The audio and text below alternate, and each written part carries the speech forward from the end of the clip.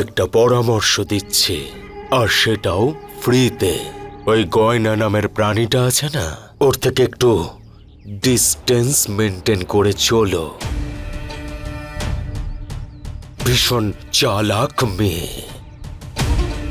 তারপরেও যদি তোমার কোনোদিনও কোনো কিছুর প্রয়োজন পড়ে, তাহলে মনে রেখো আমি আছি তো।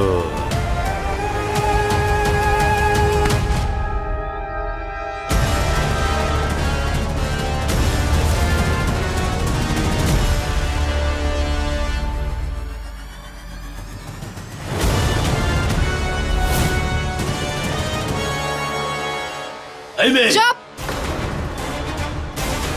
দূরে থাকো ওর থেকে। তোমার সাহস কি করে হলো ওনার কাছে আসার? উনি আমার পরিবারের লোক। কিসের পরিবার? সব জানি আমি। নিজের শক্তির অহংকার না অন্য কোথাও দেখিও শক্তি সিং। দেখো, আমাদের দুজনের মাঝখানে এসো না। আমার কোনো শখ নেই তোমাদের মধ্যে আসার। আমার মা সব সময় বলে যে নীচ চরিত্রের লোকেদের থেকে দূরে থাকা উচিত। আর এটা ভুলে যেও না যে এখন আমি একা নই আর দুর্বলও নই। এটা আমার পরিবার, আর আমার পরিবারের লোকের দিকে কুনজর দেওয়ার কথা ভেবও না।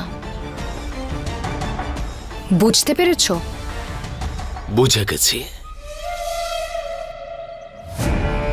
খুব ভালো করে বুঝে গেছি।